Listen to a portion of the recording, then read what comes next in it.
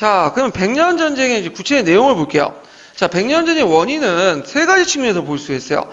일단 이제 직접 계기가 됐던 게 이제 원인이 이제 그 반려 왕조 왕위 계승권 문제 때문인데, 이 반려 왕조 왕위 계승권 문제는 뭐냐면 그 앞에 무슨 왕조가 있었다고 했죠?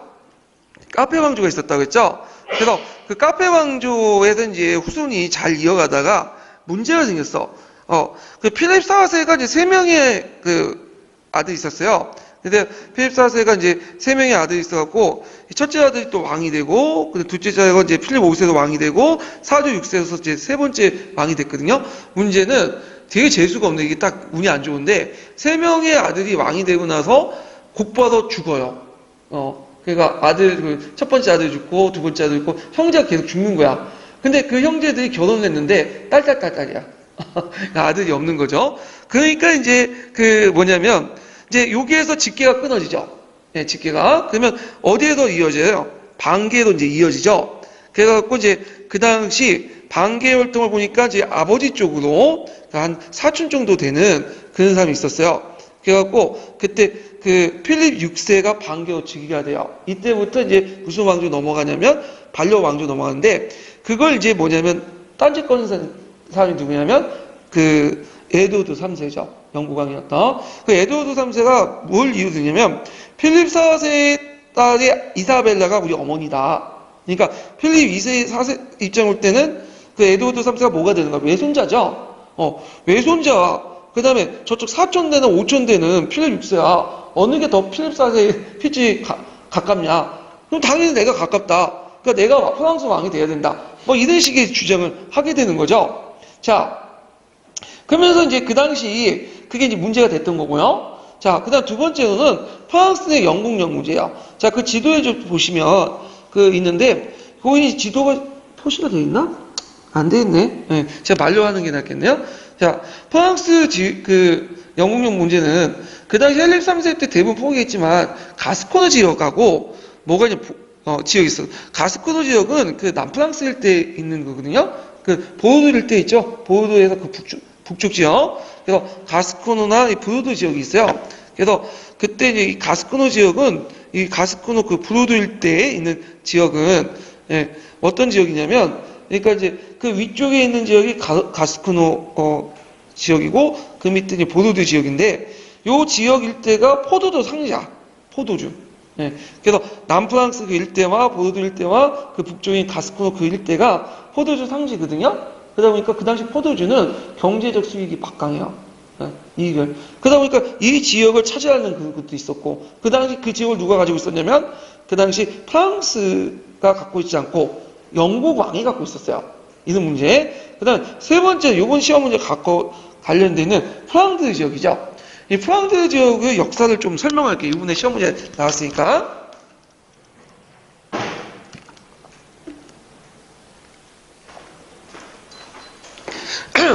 자, 이 프랑드는 지금의 어디죠? 프랑드는 지금의 벨기에 북부 지역이죠. 벨기에 북부. 그래서 이 벨기에 북부인데, 이 벨기에는 크게 이제 두 개의 국가로 나눠져요. 두 개 지역, 북부 지역과 남부 지역, 이렇게 두 개 나눠요. 그래서 북부 지역은 주로 뭘 쓰냐면 네덜란드를 써요. 남부 지역, 말치 지역은 주로 프랑스어를 써요. 근데 이렇게 하나 왜 통합됐을까요? 종교가 같기 때문에, 카톨릭이. 그러면 이제 프랑드가 왜 벨기에를 이렇게 북부에 들어가 있냐? 이제 역사를 보면, 원래 프랑드라는 지역은 네덜란드 지역이에요. 지금 네덜란드 있죠? 그래서 이 네덜란드는 이제 저지대라고 하죠, 보통 저지대. 그래서 해수면보다 좀 낮은 지대야. 원래 갯벌 되게 많았던 지역이거든요. 그거를 간척 작업을 통해서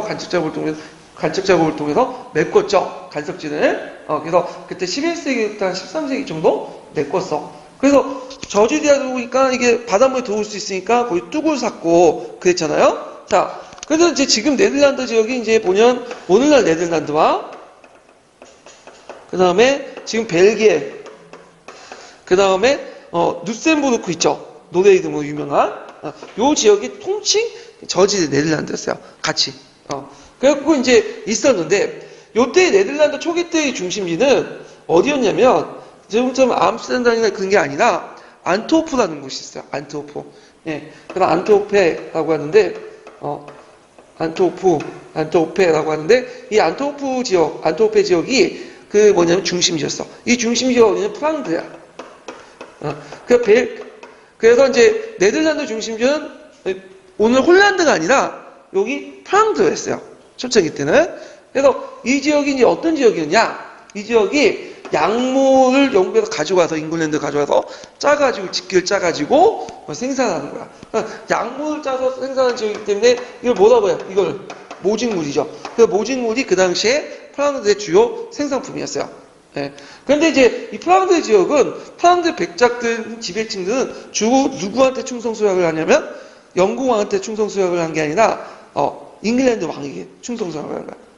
말하자면 잉글랜드 왕에게 충성 수약을 하는 게 아니라 프랑스 왕에게 충성 수약을 하죠. 근데 그 밑에 있는 이제 시민이나 수공업자나 이런 상공업자들은 누구한테 더 호의적일까요? 자기와 경제적 긴밀한 관계가 있는 잉글랜드 호의적이죠. 근데 이제 이거에 대해서 이제 뭐 둘이 간의 갈등이 일어났고, 결국에 반란이 일어나요.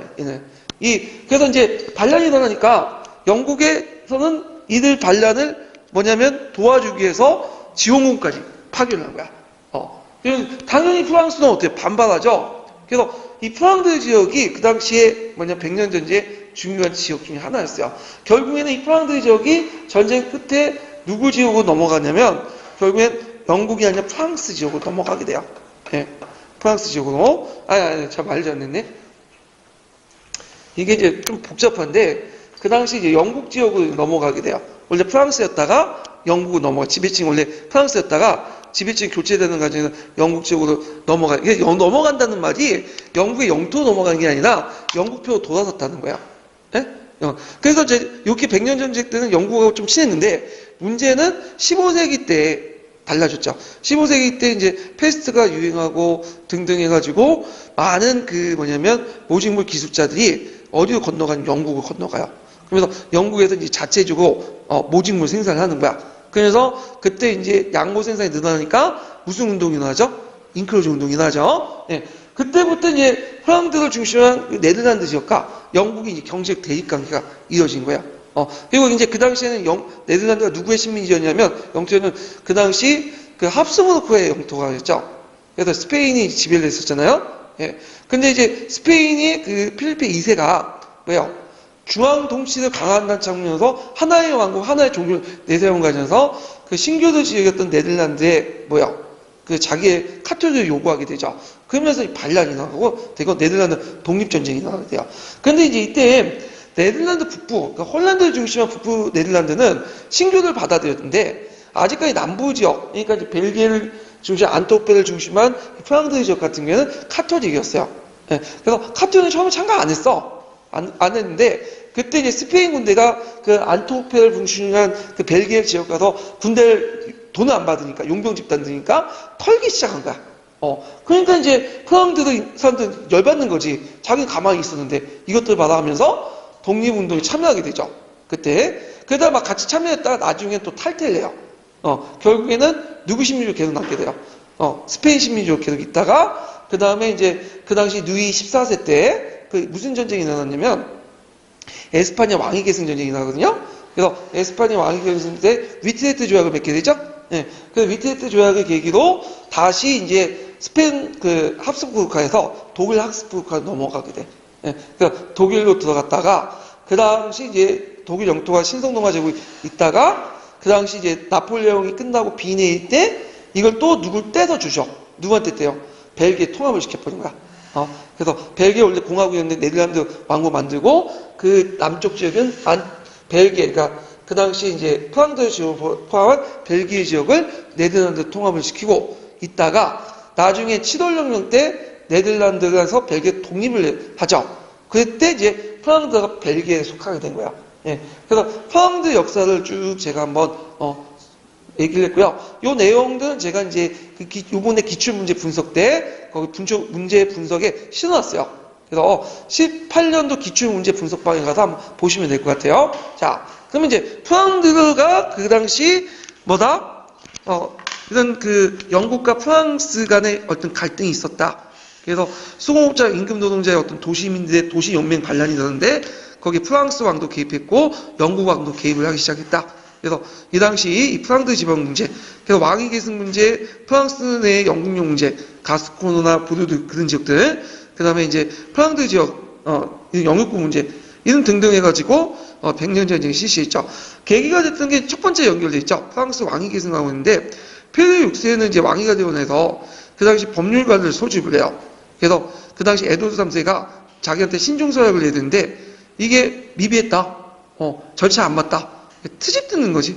그리고 이 트집을 걸고 넘어서 그 당시 이제 에드워드가 왕위 계승권을 거부를 해버리죠. 그리고 필립 6세가 가스코노 지역은 이제 그 북쪽, 그 저기 있는 지역들을 선포한다고 하면서 전쟁이 발발하게 되는 거야. 예, 이게 반발이 아니라 발발이죠, 발발. 예, 전쟁을 발발했다. 예. 자, 그래서 전쟁이 발발했고요. 그 다음에 백년전쟁 당시에 영국과 프랑스의 국력 볼게요. 별표 쳐놓으세요. 네, 되게 중요하죠.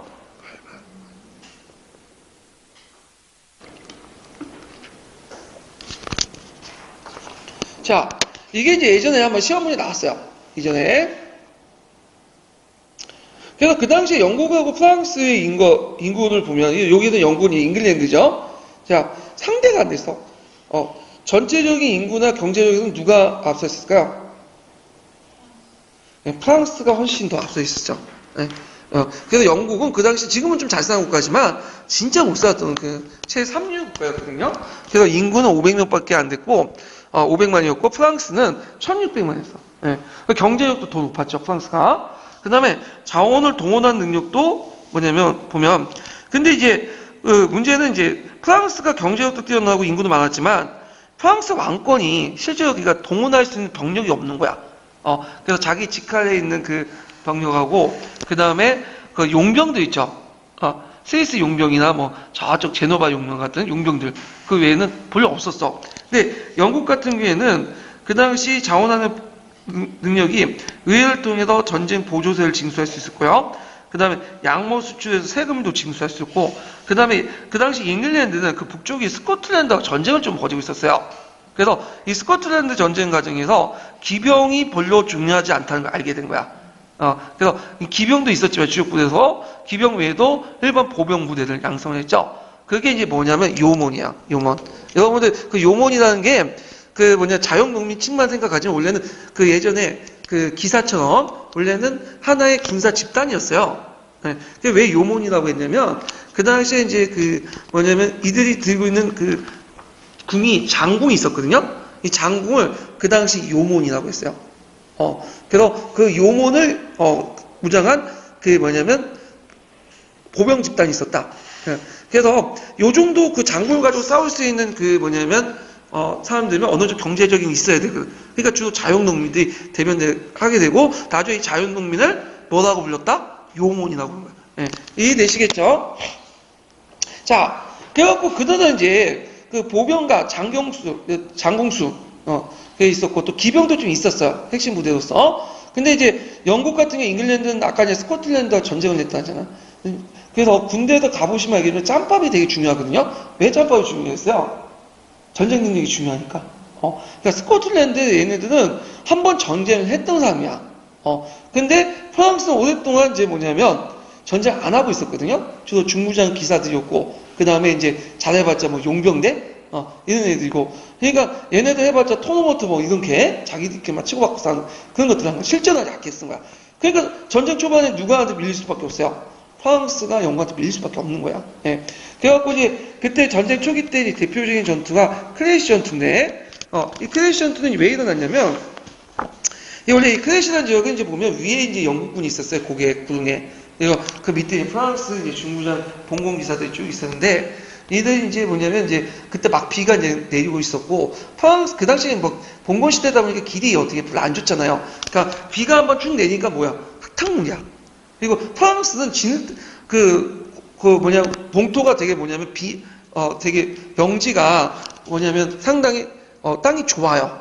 근데 비옥도가 높은데 문제는 이 비옥도가 높은 땅들은 비가 내리면 버벅탕이 되는 거야. 진흙탕이 되는 거야. 비 오고 끝나고 이제 그 밑에 이제 쭉 가고 있었어요. 그러니까 저기 보니까 이상한 거지 같은 놈들이 와가지고 있는 거야. 근데 이제 그 중무장 기사들은 다 귀족들이 아니에요. 삐까삐까 할 거 아니에요. 예, 프렌트 갑옷 딱 입고. 그러니까 이제 무섭게 본 거지, 얘들을. 저것들, 칠 수 있겠다. 그냥 쳐. 그래서 그냥, 우하고 막 달려갔는데, 멤버가 하여튼 진흙탕이 뭐야? 빠지는 거죠. 그래서 넘어지기 시작해, 무너지고. 근데 이때 이제 얘네들이 숨어 있다가 딱 있다가, 딱 그 몸속에 있는 장궁들 가지고 있다 딱 꺼내가지고, 귀족들의 그 중무장 기사들 막 날리기 시작한 거야. 그러니까 막 쓰러지는 거지, 막. 거기다 진흙탕이다 보니까 많이 빠지고 막, 하니까, 그때 이제 장궁수 옆에 있었던 또 도끼를 들고 있는 또 보병들이 있었어요. 그러고 쭉 나가서, 넘어진 그 기사들, 뭐냐면, 얼굴 이렇게 갑옷을 탁 열고, 여기 창을 찔러서 죽이고, 도끼 깨서 죽이고, 하는 거야. 근데 이 사람들 일어나기가 힘든 게 뭐냐면, 중무장하기 때문에 어떻게 해요? 일어날 수 없죠. 누가 옆에 도와줘야지. 그냥 처자에 깨진 게 돼요. 네. 그래서 이게 이제 크래시 전투다. 좀 기억을 해두시고요. 그래서 이제 프랑스산 중무장 보병 기사들이 장병을 가지고 있는 영국의 자유농민 출신 보병들에게 깨졌다. 네. 그래서 결국에는 칼렌이 함락이 돼요. 이 칼렌이 왜 중요하냐면 영국과 그 프랑스의 제일 가까운 해협이 무슨 해협이죠? 도보 해협이죠. 이 도보 해협의 그 뭐냐면 딱 입구가 칼렌이야. 그러니까 영국군이 계속 이제 프랑스 공격하려면 지원을 받아야 되잖아, 물자도. 그러니까 칼렌을 장악한다는 건 조동을 말하는 거야.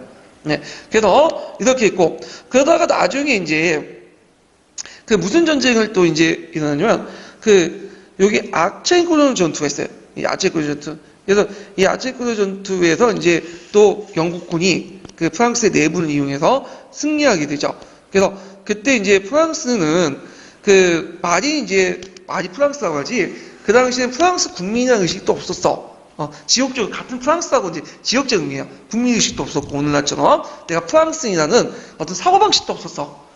주로 이제 어떤 나를 프랑스인보다는 내가 나의 지역에 속했던 것들, 지역민 관심, 그 지역민이라는 어떤 그 관념들이 강했거든요. 그래서 나는 뭐 부르구노인, 뭐 이런 것들, 나는 뭐 가스코노인, 이런 식의 의식이 있었는데, 그 당시 부르구노 북부 프랑스 지역이 누구하고 붙었냐면 영국하고 붙어버린 거야. 그러니까 이제 프랑스는 나눠졌죠. 그래서 북부 프랑스인 부르구노와 남쪽인 그 샤르지뇨 이렇게 분열돼 있었는데, 이때 이제 그걸 이용해가지고 뭐냐면 안제코 전투에서 크게 이겼다.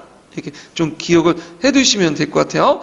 결국에는 이제 그 트로아 조약을 이제 체결했고, 그 과정에서 이제 이런 것들 보시고, 헨리 5세 때 왕위 계승권을 확보하고 이제 헨리 6세가 이제 계승이 됐다. 뭐 이런 것들 이제 같이 보시면 되고요. 자, 뒤에 넘어가서, 자, 이 결과 이렇게 이제 보시면 되고, 그 다음에 이제 요 조중에 많이 빠먹었네, 제가. 네. 여기 많이 빠먹었는데 중간에 이제 누가 등장했냐면, 막판에 이제 장타가 등장해요. 그래서 그 당시 장타가 등장할 때 이제 프랑스가 위기에 처해 있었거든요. 그래서 영국이 올여행을 이제 포위하고 있었는데, 이 올여행을 해방을 시키고요. 그 다음에 랭스에 직결해서 샤르 7세 대관식을 거행하고 했다가 결국에 꽁페인에서 부르구누에 포가 돼서 영국군에 인도돼서 하영을 당하죠. 그래서 잔다르크가 뭐가 되는 거야? 프랑스 영국군 애국주의 상징이 되죠. 그렇지만 잔다르크가 잡혀 죽었지만 요때 이제 말기 때 들어가면 오히려 프랑스군이 영국군을 격파하기 시작해요. 예. 영국군을 격파하는 이유가 뭐냐면 원래 부르구누 같은 경우에는 영국군한테 붙었죠. 같은 프랑스인에도 불구하고. 그런데 이제 나중에는 부르구누 필립이 샤르 7세와 화해를 하게 돼요. 그러면서 이제 프랑스가 통합이 되게 되고요. 그 다음에 이제 뒤에 전투에서 프랑스군이 연전 연승을 하게 되는데 큰 계기가 됐던 게 하양 무기를 적극적으로 사용돼요. 하양 무기를. 그래서 이제 이걸 적극적으로 이용하면서 결국에는 이제 막판에 가스코노 부르드 지역, 영국이 점령했던 지역들 다 회복하고 결국 어디만 남겼죠? 카렌만 남기고 모든 영토를 수복했다. 이렇게 좀 기억을 해두시면 돼요. 그래서 이 백년전쟁 결과 왕권이 강화됐죠. 그래서 그 전쟁 과정에서 이제 상비군을 육성하고요. 종전에 용병이 있었어요. 근데 용병하고 상비군은 좀 달라요. 용병은 계약 기간을 맺혀가지고 뭐냐면 돈을 주면서 고용한 거고, 상비군은 돈을 주지만 이거 계약 기간이 없죠. 월급을 주는 거야. 그래서 용병 같은 경우에는 계약이 끝나면 뭐야? 도중에 도망가. 근데 상비군은 계약 기간이 없고 왕이 직접 돈을 주면서 육성을 했던 군대이기 때문에 용병같이 돌아가지 않죠. 계속 왕한테 옆에 있는 거죠. 그래서 상비군들이 육성됐고 하포가 발달했다. 그래서 전쟁 말기 때 그 용병들이 너무 그 횡포가 많으니까 용병들을 제거하고 그 다음에 상비군을 중심한 하포로 이렇게 무장된 군대를 길렀죠. 이것이 이제 왕권강의 배경이 됐고요. 징세권이 강화됐고 그 과정에서 이제 하포가 도입되면서 봉건세력들이 몰락했고 그 다음에 민족의식과 민족국가가 형성했죠. 그래서 백년전 초기 때는 남프랑스인보다는 지방의식이 강한다고 했잖아요. 그래서 부르고인들, 오랭인들 그런 것들 이제 지방의식이 강했는데 이제 나중에는 프랑스 민족이라는 의식이 형성이 되면서 민족국가 형성에 큰 역할을 했고요. 그 상징적인 역할을 했던 사람이 아까 제가 말한 누구였다? 잔다르크였다. 이렇게 보시면 돼요. 그리고 프랑스 내에 영토도 수복됐다. 카렌을 제외하고. 근데 이 카렌조차도 나중에 다시 다 수복이 돼요. 예. 그래서 결국에는 이제 그 프랑스가 이제 그 국민의식을 형성하고 통일을 형성하는데 이 백년 전쟁이 큰 기여를 했다. 이렇게 기억을 해두시면 되겠죠. 그래서 이와 관련된 것들이 이제 예전에 시험 문제에 나왔던 거고요. 그 다음 장미전쟁을 좀 볼게요.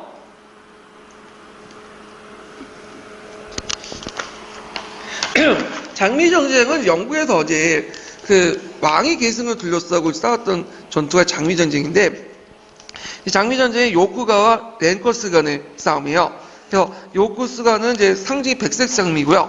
그다음 랭커스가는 적색 장미죠. 두 개의 장미 가문이 싸웠다 해갖고 장미전쟁 이름 붙였는데 결국엔 할례를 했죠. 그래서 그 당시 랭커스가의 헨리 7세와 그 당시 또 요크가의 딸이 에드워드 4세의 딸이 결혼함으로써 새로운 왕조였던 투도 왕조가 되었죠. 투도 왕조가 그래서 중앙 집권을 촉진시키고 이 과정에 헨리 7세 이후부터 이제 절대 왕권이 성립되면서 봉건 제후들이 몰락해요.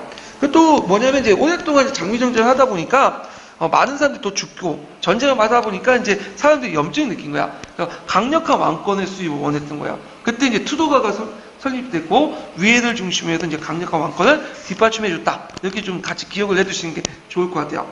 그러면 이거 마찬가지 장미전쟁도 이제 마찬가지로 그 왕권 성장에 크게 기여했다. 이건 공통적이죠. 그 다음에 그 백년전쟁이 또 영국에도 영향을 준 것도 있어요. 영국이 이제 예전에 프랑스의 땅을 가지고 있었잖아요. 근데 뺏겼죠. 그러다 보니까 이제 얘네들이 오직 뭐만 이제 관심이 가게, 영국 국내의 문제만 관심을 갖게 돼요. 그러면서 영국의 민족주의, 잉글랜드 민족주의에도 영향을 주고 나중에 국민국가의 초석을 이루는데 큰 영향을 줬다. 이런 것들을 이제 같이 기억을 해두시면 되겠죠.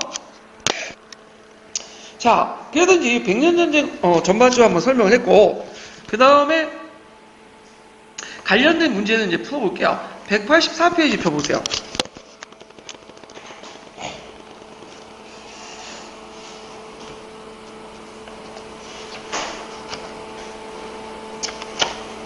자, 184페이지가 아니라 약간 요걸 펴야지. 내가 참 착각했네.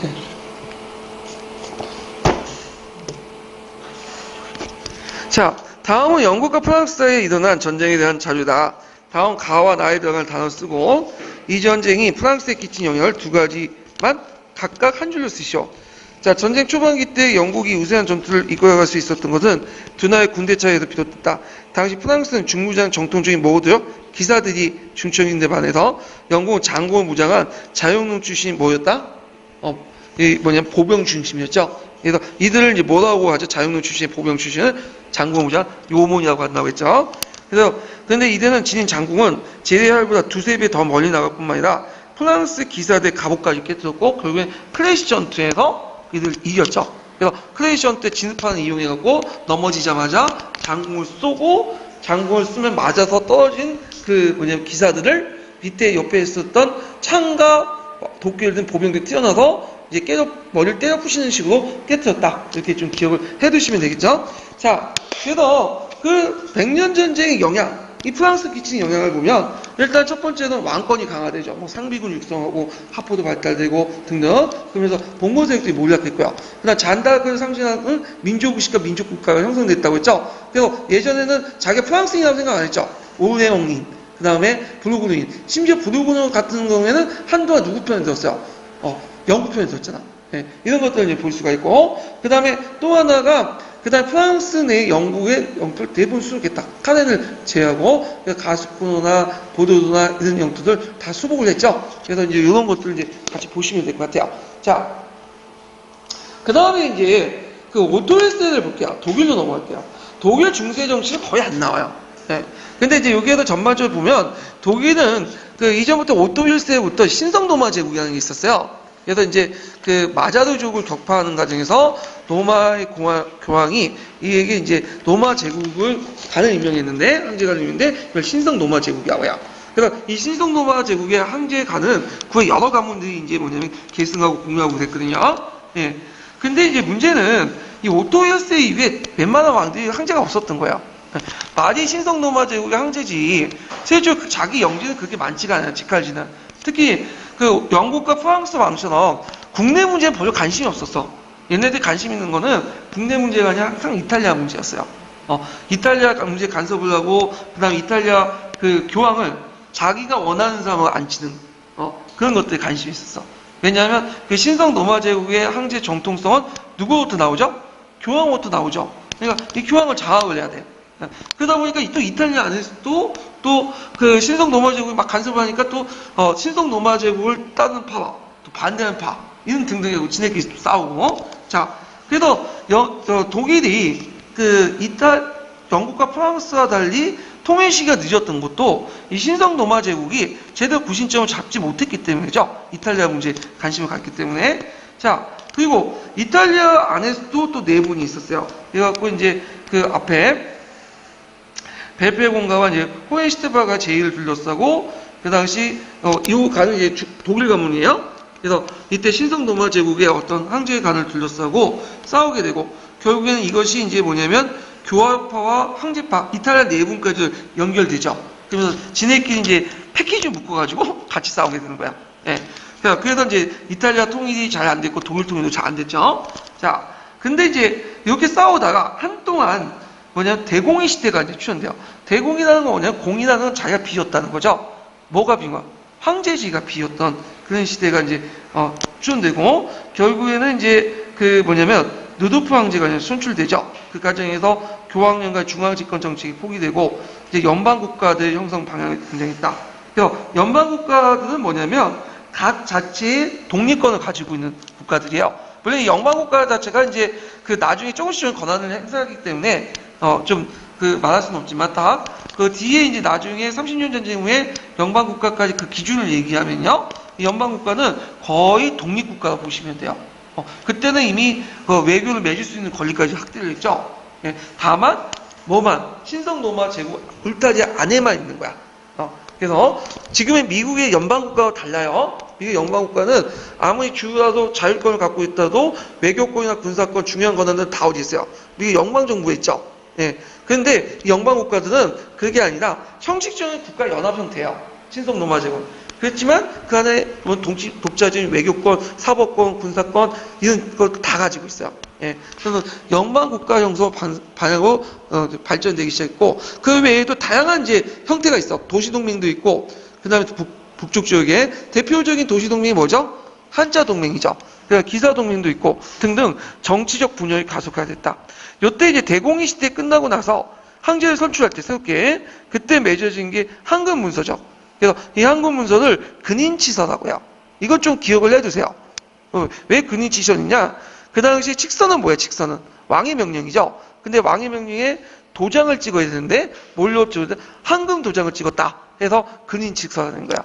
그래서 그 내용을 보면 신성 노마 제국을 황제는 7명의 선제국가 뽑는 거야. 제후 중에 좀 세력이 컸던 7명의 선거권을 준 제후가 선제국이거든요. 그래서 이제 뽑고요. 물론 선거권을 뽑는다 해서 실제로 선거를 뽑는 건 아니에요. 이미 이게 세습제인데, 근데 하여튼 형식상 뭘로 뽑는 거죠? 선거를 뽑아요. 이미 내정자가 있고 선거라는 형식으로 만장일치로 뽑는 거야. 예. 자, 그렇지만 이 선거를 뽑는다는 자체가 그만큼 왕권의 약화를 의미하죠. 그 다음에 이제 있고, 그래서 이 선제후들은 다른 제후보다는 우월한 위치가 있다. 그래서 이들은 각기 완전한 주권 군주였고 제국의 감시 역할을 했고요. 그 다음에 그 황금친서를 보면 황제 선출과 분쟁 발생을 방지하는 목적으로 했고, 그래서 7명의 선주회가 이들을 뽑는 식으로 했고요. 그렇지만 이제 이걸 계기로 해서 황제권은 점점 약화되고 유명무실화됐다, 이렇게 보시면 되죠. 자, 거기 연방국가가 있죠. 봉건제도는 연방당 영토기관을 집권하고 연방 고권, 국가의 공권을 확립하고 있었다. 재판권, 축소권, 황제 주조권, 간세 징수권 등등이 있었고, 신분제에 의해 소집권과 신분제 국가 형태를 띠고 있었다. 그렇죠. 그 외에도 이제 30년 전쟁 이후는 뭐까지 가지고 있었다? 외교권까지도 갖고 있고, 실제 거의 독립국가 보시면 돼요. 다만 신성 로마 제국 아래 있는 국가야. 지금은 연영방처럼 이렇게 이제 생각을 하시면 돼요. 자, 그때 이제 조금씩 독일 기사단이 성립돼서 이들 중심으로 그 당시 엘베강 지역이 개척이 됐는데, 그때 이제 만들어졌던 국가가 프로이센이야. 프로이센.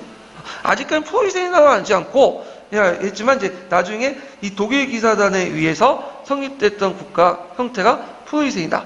네, 이렇게 좀 기억을 해두시면 돼요. 자, 그 다음에 신성로마 제국의 한계를 보면 작은 봉건 제국들이 분리 상태였고 국가적 유대 형태가 어려웠고요. 신성로마 형제들은 독일 국내보다 어디에 관심이 있었다? 이탈리아 문제에 관심이 있었고, 그것 때문에 교황권과 충돌했고, 또 이탈리아도 황제를 지지한 거, 교황을 지지한 거, 이렇게 막 지네끼리 싸우고 있었죠. 그 다음에 이제 에스파냐를 보죠. 에스파냐는 그 당시 이슬람 세력들이 있었어요. 이슬람 세력들이 그 오미야드 왕조가 들어와서 그 남부 피레네 산맥 남쪽을 지배했다고 했죠. 그런데 그때 이제 지배하는 과정에서 그때 그리스의 왕국들 완전히 멸망시키지 않고 놔뒀어요. 그래서 피레네 조그마한 왕국들이 좀 있었거든요. 그래서 그런 왕국들이 힘을 모아서 재정복 운동을 펼치게 된 거야. 그래서 이슬람 세력들을 몰아내고 카르스 아라곤이 통합되고요. 스페인 왕국이 결성되고 이슬람 세력들을 완전하게 15세기 때 몰아낸다. 그때 마지막 이슬람 세력들의 근거지가 어디냐면 그 에스파냐 남부 도시였던 그레나다야. 이걸 뭐라고 하냐면 재정복 운동이야. 근데 이 재정복 운동을 하는 과정에서 왕권이 약하겠어요, 강했어요? 상식적으로 생각해서 외적과 막 싸우는 과정에서 당연히 강해질 수밖에 없겠죠. 그래서 왕권이 강해지시겠다, 좀 기억을 해두시고요. 그러다 보니까 스페인 같은 경우에는 카톨릭 세력이 강해. 왜냐하면 그 이슬람하고 싸우다 보니까 이 카톨릭 세력들이 강해야지만 이슬람 세력들이 싸울 수가 있겠죠. 결집돼 갖고. 그러다 보니까 이제 카톨릭 세력들이 강하고, 그러다 보니 이단에 대해서 상당히 뭐냐면 불강요적인 성격이 강해요. 그러다 보니까 이제 나중에 종교개혁 할 때 적극적으로 활동했던 사람들 다 보면 스페인 출신들이 많아요. 그 당시 이단 탄압에, 신교도 탄압에 활동했던 사람들, 교황권을 강화시키려고 했던 사람도 스페인 사람들이 많아요. 그 대표적인 사람이 노율라죠. 노율라는 원래 스페인 군인 출신가다가 나중에 파리에 이제 유학 가고 이제 배웠던 사람인데, 나중에 좀 얘기하고요. 자, 하여튼 이런 그 각국의 사항들 설명을 했고요. 그러면 관련된 이제 그 총괄평가 문제를 풀어볼게요.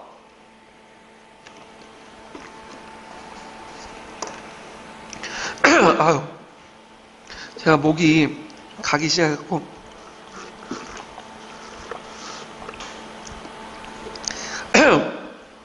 나중에 학교 가서는 절대 애들 앞에서 소리 깨끗이 지르지 마세요. 저같이 돼요. 인대가 그저께 병원 갔더니 인대가 좀 부었대요. 성대가 부었는데 목소리 높이지 말고 애들한테 소리 지르지 말라고 하더라고요. 예. 그래서 목이 좀 많이 간 것 같아. 자, 그 내용을 보면 199페이지 볼게요. 22번 문제. 잠깐 이게 아니지. 내 정신 못 잡았어.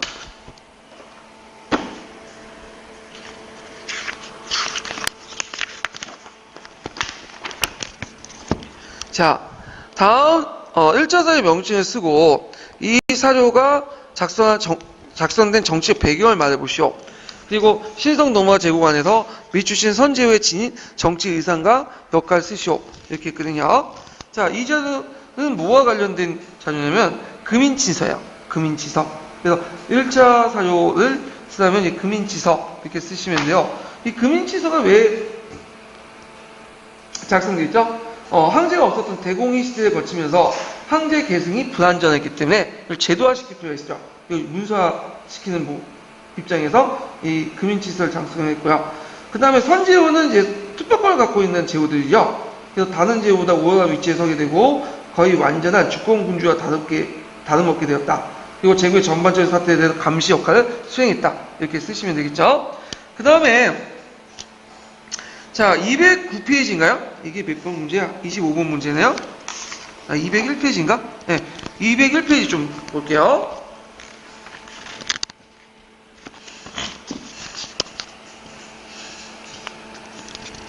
자, 다음 전쟁이 일어난 배경을 두 가지 소수해보고 니은의 군대를 구성하고 있는 부대 두 가지를 쓰시오. 그리고 기획의 전투에서 일어난 무력에 프랑스 국내에 일어난 상인 반란을 말해보고 반란세력의 요구 내용을 세 가지 써보시오. 자, 여기 보면 이제 그 백년전쟁과 관련된 것들인데 거기 보면 포아떼의 변경에서 강력한 중대의 그 우두머리의 작전을 수행했다. 자, 있고 이때 이제 포아떼의 변경에서 강력한 중대의 우때 이제 상인 반란 집단의 그 반란은 뭐냐면 그때 백년전쟁 나중에 설명하겠지만 백년전쟁 때 반란이 있었죠. 그때 상인 집단 파리 중심에서 일으켰던 반란 집단의 반란이 뭐야?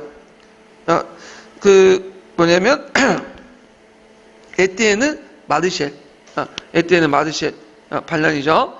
그래서 이제 이런 것들 좀 기억을 해주시고 푸에트의 반경에 전쟁이 있을 때 이런 반란들이 있었다.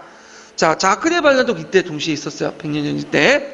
자, 그 다음에 이전제 백년전쟁의 배경 두 가지니까 뭐 발라 왕조의 성립과 관련된 왕위 계승 문제와 가수군 연율 문제, 그 다음에 프랑스 지방의 어떤 장악 문제 이런 것도 있고 부대는 그 대규모 장군을 가진 자영농민만 알고 있는데 봉공기사도 있었어요. 없었던 건 아니에요. 예. 그 다음에 또 뭐냐면 그 요때 이제 아까 이거 보셨는데 그 아까 이제 건너뛰었는데 그 반란세력들 요구 내용, 그다음 세금 징수 개혁, 화폐 개혁 중지, 그 화폐 개주의 중지, 그 다음에 3부의 정기적 소집 이런 것들 요구했다. 요거는 뒤에 좀 더 얘기를 할게요. 예, 뒷부분에 있으니까. 그래서 이제 백년전쟁까지 한번 내용을 파악을 했고요. 그 다음에 이제 다시 내용 들어가서 기독교 성장과 이제 중세 문화 동로마 제국을 볼게요. 교회 성장. 자, 그 교회 성장을 본 이제 동서교회 이제 그 분열 내용을 볼게요. 발달은 그 당시 원래 이제 동서교회 분열은 이제 뭐냐면 원래 5개 총 교구를 가지고 있었다고 했죠. 로마하고 콘스탄티노플 교구, 안티오키아, 예루살렘, 알렉산드리아. 근데 이제 안티오키아와 예루살렘, 알렉산드리아는 이슬람 연구되고요. 이에 반해 로마 이제 콘스탄티노플이 있었는데 이때 이제 이 로마 교회는 초창기 때 누구의 이제 보호를 받고 있었냐면 동로마 황제의 보호를 받고 있었어요. 정치적으로. 예. 근데 이 동로마 자체에서 무슨 개혁이 있었냐면 그 당시 그 선상숭배 금지 같은 조치들이 개혁이 있었어요. 그 선상숭배 금지가 왜 일어났냐면 자, 두 가지 이유인데 하나는 대토지 소유 억제. 왜냐면 그 당시에 이제 동로마에서는 그 교회에서 컸던 게 아니라 수도원 세력들이 컸거든요. 이 수도원들이 대토지를 가지고 있었어요. 대토지. 근데 이 수도원 세력들은 선상숭배에 대해서 찬성했던 무리들이야. 근데 이제 왕은 선상숭배를 금지했던 거죠. 그래서 이들을 이제 탄압의 목적을 위해서 선상숭배 금지를 내서 이들을 이제 탄압하고 그 땅을 누가 갖기 위해서? 자기가 갖기 위해서 왕권이. 그래서 이제 경제적 목적도 있고 그 다음에 이슬람하고 막 싸우는 과정에서 레오 3세가 보니까 이슬람 사람들이 이제 우상숭배를 하거든요. 그 우상숭배하는데 그 기독교 욕해. 너네들 우상숭배를 하지만 너네들 십자가 놓고 이제 뭐 성인 성모하면서 숭배하지 않냐? 그러니까 이슬람 간의 어떤 체제 경쟁 과정에서 자신의 어떤 것들 정통성을 좀 기독교의 어떤 그 정통성을 확보하기 위해서 뭐냐면 그 성상숭배 금지를 공표했던 거죠. 그래서 이 비잔틴 황제 네오 3세가 성상숭배 금지를 할 때는 원래 로마와 갈등을 생각하지 않고 그냥 내린 거야. 국내 문제 때문에. 근데 이게 이제 뭘로 발전된 거야? 그 카톨릭과 갈등으로 발전되기 시작한 거죠. 그때 이제 로마 교회는 그 당시 성상숭배 금지를 반대했고요. 왜냐면 로마 교회 입장할 때 성상숭배 금지를 반대했던 게 뭐냐면 성상이 있어야지만 뭘 널리 전파할 수 있죠? 게르만족들에게 포교를 할 수 있어. 게르만족들은 예전에 부족신들을 믿었어요. 그래서 이 부족신들은 주로 이제 어떤 식으로 믿었냐면 조각상을 만들어 놓고 거기에 모시는 그런 식으로 믿었거든요. 그러면 그 조각상이 없는 추상적인 개념, 뭐 하나님이 어떻고, 그 다음에 성부, 성자가 어떻고, 먹혀들지 않는 거지. 씨앗도 안 먹혀들죠. 그러니까 예수님을 만들 필요가 있는 거야. 성모 마리상을 만들고, 성인상을 만들고, 그 성인상을 만들어 놓고, 기도를 드리게 해야지만 부족신을 대체할 수 있는 거. 그 다음에 전파가 쉽게 할 수가 있겠죠. 그러니까 당연히 반대하게 되고, 그 갈등 과정에서 노마교회와 이제 동로마 황제 간의 어떤 갈등이 이뤄지게 되죠. 그래서 이제 그때, 로마교회는 동로마 황제로부터 보호를 잘 받지 못하니까 또 갈등도 있고 하니까 누구와 제휴를 하게 되죠? 프랑코 왕국과 제휴를 하죠. 그래서 피핀이 그 과정에 교황력을 기증하고 카르스 대제가 소노마 황제를 하면서 이 보호자로서 이제 프랑코 왕국을 선택했다. 예. 그래가지고 결국에는 완전하게 갈려진 것은 공식적으로 갈려는 11세기야. 한참 좀 뒤에 11세기 때 서로 갈등하다가 로마 카톨릭 교황과 그러니까 그리스 대주교가 각기 상대방의 파문을 쳐요. 상호 파문을 쳐요. 그러면서 완전하게 갈라지게 됐다. 그래서 그때 로마 카톨릭은 이제 이렇게 로마 교황 중심으로 로마 카톨릭이 된 거고 비잔틴 황제 중심, 콘스탄티노플 중심으로 그리스 종교로 이렇게 분열되는 계기가 되었다. 이렇게 보시면 돼요.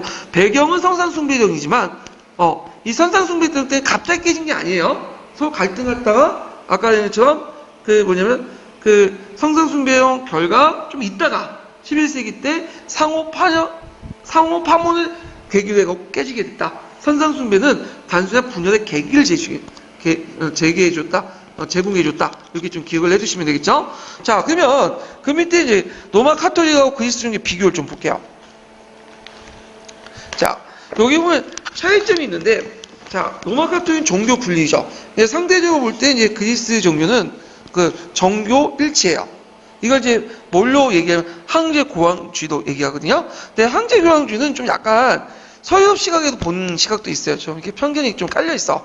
그래서 마치 황제가 교회를 완벽하게 장악한 것처럼 영적 세계까지 지배한 것처럼 그런 걸로 이렇게 이해를 하시는 분들인데 그건 아니고 황제가 이제 정책 교회 간섭을 해가지고 교리를 결정하거나 그다음에 종례를 솔직하거나 아니면 교황을 임명할 수 있는 권한이 있어요. 그렇지만 영적 세계는 전반적으로 누가 간장하다고 보시면 되면 그다음에 콘스탄티노 대주교와 간장했다고 보시면 돼요. 네. 그래서 이렇게 이제 해석을 해야지 황제 교황주의라고 이걸 진짜 그 원칙 그대로 원래 의미대로 해석하시면 안 돼요. 그래서 많이 비판을 받고 있어요. 황제 교황주의 개념이. 그래서 좀 유용하게 보셔야 된다. 황제 교황주의를 실시했다가 아니라 황제 교황주의를 지향했다. 그런 것들 종교일시적인 모습이 보인다는 거죠. 자, 그 다음에 로마 카톨릭은 성상숭배를 인정하죠. 왜? 아까 게르만족 개종을 위해서. 근데 그리스 종교는 성상숭배 금지를 할까요, 말까요? 이것도 잘못된 거죠. 교환은 그렇게 돼 있는데 성상숭배를 지금 금지하지 않고 있어요. 그리스 종교도 성상숭배해요. 근데 언제? 잠시 성상숭배 할 때가 있었어요. 그 시기만 있을 뿐이지 대부분은 성상숭배를 인정한다. 좀 기억을 해도 돼요. 일시적인 거. 예. 그 다음에 로마 카톨릭 게르만족들이 전파해서 서유럽 문화에 바탕이 됐고요. 나중에 그리스 종교는 슬라브족에 전파되죠. 동유럽 문화의 바탕이 돼요.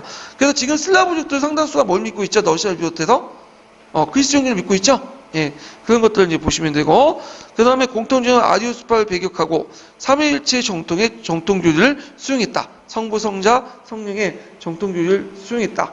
이렇게 이제 보시면 되겠죠. 자, 그래서 이제 있고 중세교회의 특징을 볼게요.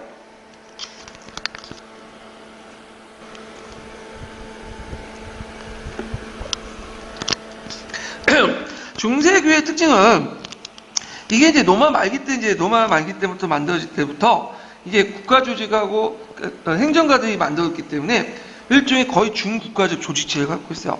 예, 그래서 행정막도 갖고 있었고, 그 다음에 여러 가지 사회시설이나 이런 것도 있었고, 이런 것도 이제 국가적인 조직체를 가지고 있고, 그 다음에 교회 재판권이나 독자적인 재판권도 가지고 있고요. 그 다음에 경제력도 소유하고 있었고, 그 다음에 중세 정신계와 문화계를 교회를 통해서 통제를 했다. 예, 죽은 후에 어떤 4, 5세기의 천국과 지옥이라는 개념을 통해서 통제를 한 거죠. 예. 자, 그래서 이런 것들은 있고요. 그 다음에 교회 조직을 갖고 있었다 그랬죠? 그래서 교황은 국경을 초월해서 각국의 주교와 수도원장을 강력히 지배를 했고요. 그 다음에 교황과 주교 등을 성직자 계층 구조를 설립했다. 그러니까 교황을 중심으로 해서 그 밑에 뭐가 있어요? 추기경, 대주교, 주교, 수도원장 있고, 그 다음에 그 밑에는 교교 신부들, 수도사, 수녀들 있고, 그런 것도 있죠. 그 다음에 이제 세속 성직자, 뭐 수도 성직자 등 계층별로 이렇게 쭉 있어요. 예. 그래가지고 있고, 그래서 지금도 있지만 교황은 이런 중심의 카톨릭은 상당히 조직적이에요. 거의 중국까지 섞여 갖고 있죠. 예. 지금도 그렇잖아요. 그래서 카톨릭 건드리지 않잖아. 예. 그래서 전두환 시대 때도 그 막 하다가 도망가고 막 그러면 어디로 가요? 명동성당 가죠. 교회에 들어가서 때려잡아 들어갈 수 있는데 명동성당은 못 들어갔어. 왜 못 들어갔을까요? 일단 거기 들어갔다 한번 잘못 들어갔다는 전 세계 비난을 받을 수가 있어요. 예. 왜냐면 카톨릭이 중앙집권적 국가의 모습을 띄고 있기 때문에 그런 것도 있는 거죠. 자, 이런 개설제적 조직은 언제 만들어졌죠? 로마 말기 때 로마 행정가들이 들어와서 만들어준 거야.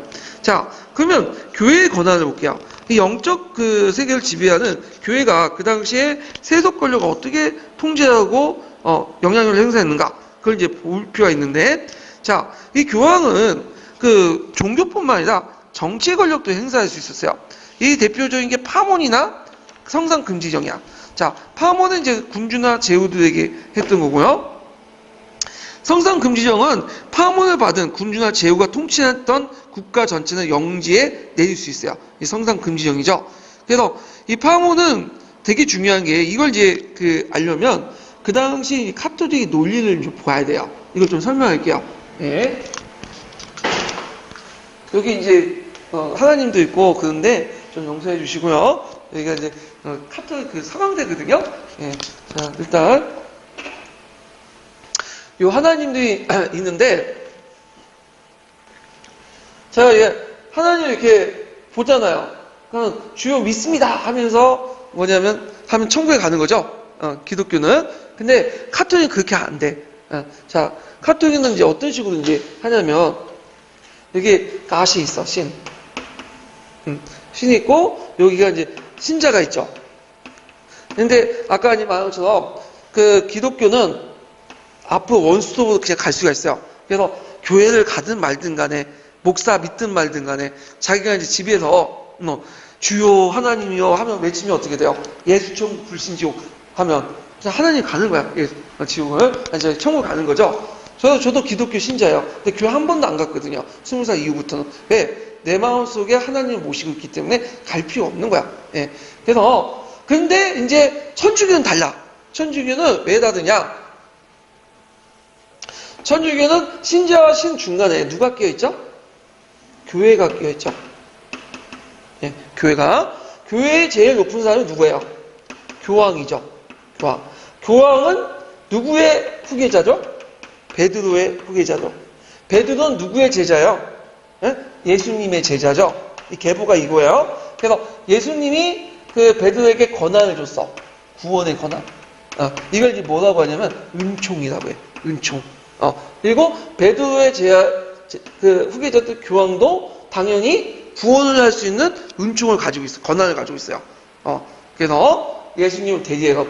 그러면 교황 밑에 있는 그 사제들 또한 교황부터 위임을 받은 거죠. 구원을 할 수 있는 은총을 베풀 수 있는 성사를 베풀 수 있는 구원을 가지고 있어요. 그래서 이 당시 교회는 그 신자들을 구원을 해줘야 돼. 그래서 구원을 하는 방법은 두 가지가 있는데 하나가 뭐냐면 하나 칠성사가 있고요. 또 하나는 대사가 있어요. 그래서 신자는 하나님은 믿어서 뿐만 아니라 뭐냐면 이렇게 이제 성사 대사 같이 선행 있죠. 교회가 베푸는 선행을 같이 해줘야지 뭐냐면 천국에 갈 수 있어요. 예. 그래서 선행의 종류가 성사와 대사 두 가지가 있는데 성사는 이제 뭐냐면 우리가 이제 태어날 때부터 죽을 때까지 7번의 성사를 받아야 돼요. 네, 아까 제가 얘기했죠? 그래서 태어날 때 받고 또 세례받을 때 또 받고 등등등등 해갖고 7번의 성사를 교회에서 받아야 되고요. 그러면 이걸 통해서 이제 신자가 있는 죄를 좀 사해주죠. 근데 이 죄를 실성사에서 완전히 사해주지 못해요. 80% 쪽만 죄를 사해주고 나머지 20%는 어디냐면 대사를 내줘요. 대사. 대사는 뭐냐면, 그, 교회가 이제 그걸 주도하는데, 그, 이제, 뭐냐면 이 사람이 20%의 죄를 뭐냐면 씻기 위해서 자신을 뭐냐면 고행을 해요. 그래서 막 때려. 교회에서 막 때려. 채찍질하고. 십자가 못 박고. 가학적인 행동을 하는 거죠. 굶고. 그 다음에 또 뭐냐면, 교회에서 문서를 받았네요. 이걸 이제 사면, 뭐냐면 넌 천국 갈 수 있다. 그래서 원래 지옥에서 천국 갈 수 있고 연옥에서 천국 갈 수 있다. 이런 식의 논리를 피는 거야. 그래서 이 당시 칠성사 대사인데 이 대사를 문서가 아까 지만한 이 문서 뭐죠? 대사 문서 뭐야? 네. 면별부죠. 많이 들어봤죠? 네. 그래서 이제 칠성사 대사를 통해서 신자들의 믿음뿐만 아니라 이런 교회가 베푼 선행을 통해서 완전히 죄를 씻고 나서 어디로 가는 거야? 천국 올라가는 거야. 만약에 천국에 죄를 70% 80% 못 씻었다. 그러면 어떻게 되는 거예요? 연옥에 가는 거죠. 예. 원래 연옥은 이제 성경에는 없지만 전승에는 교회 전승에 있어요.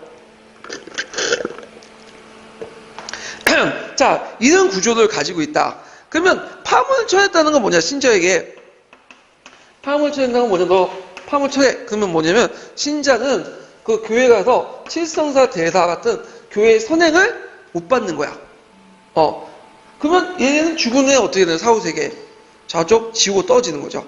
예, 상당히 고통스러운 거죠. 그리고 또 법의 보호를 박탈을 하는 거야. 그래서 중세시대 때는 종교적 인뿐만 아니라 파문에 처해 있으면 일반 시민 같은 경우에는 누가 얘를 죽여도 상관없어.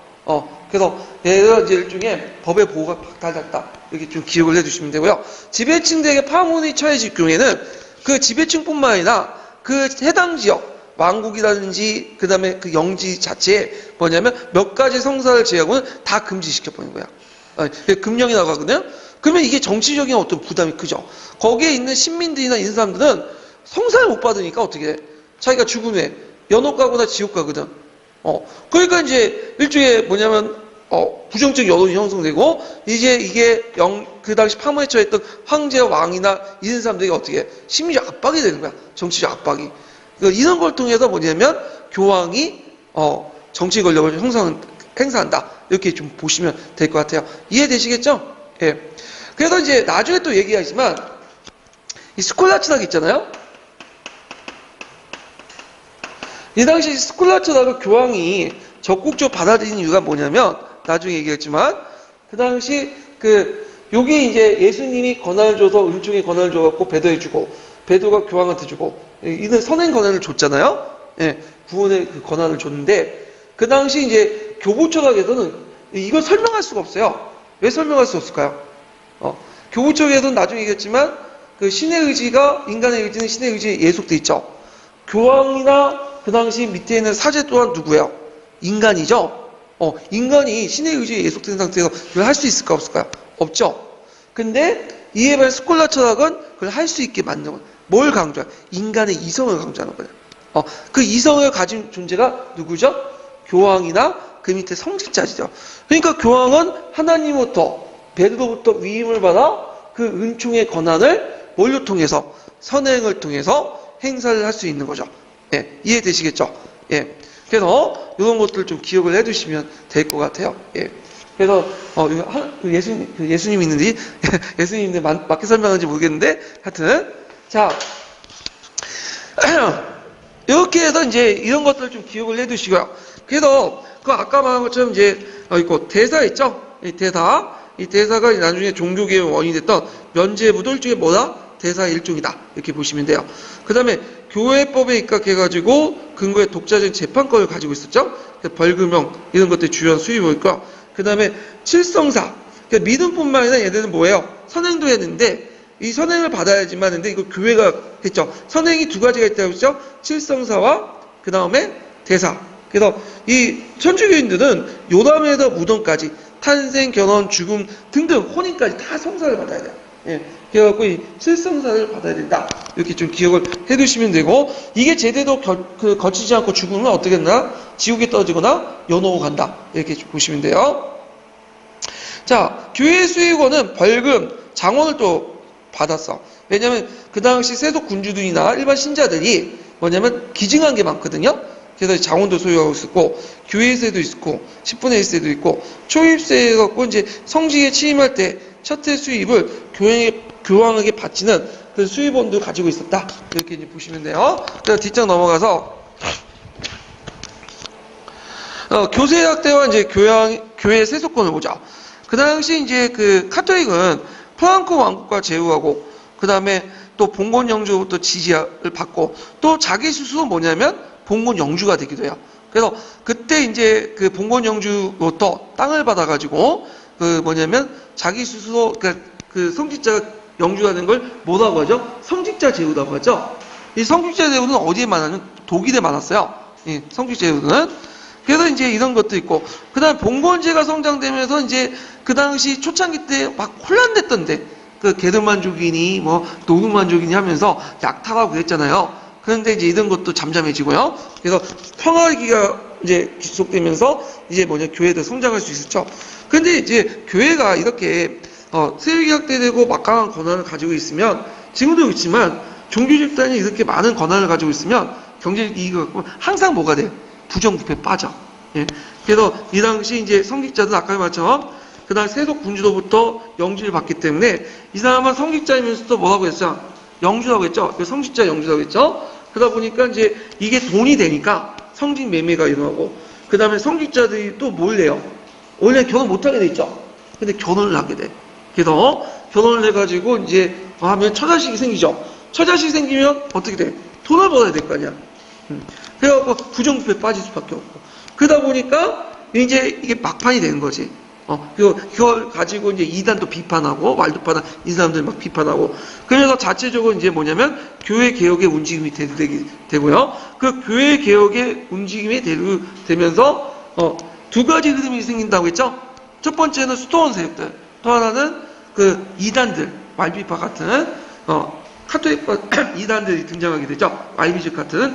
근데 이제 그 이단들은 탄압받고 체제내에 흡수되는 그 운동은 수도 운동들이에요. 예. 그래서 대표적인 수도 운동이 나중에 얘기하겠지만, 다음 시간에 얘기했지만, 크로니스톤 개혁이 대표적인 거다. 이렇게 기억을 해두시고요. 다음에는 이제 그 수도원 탄생부터 수도원과 관련된 내용을 이제 할게요. 오늘 수고하셨습니다.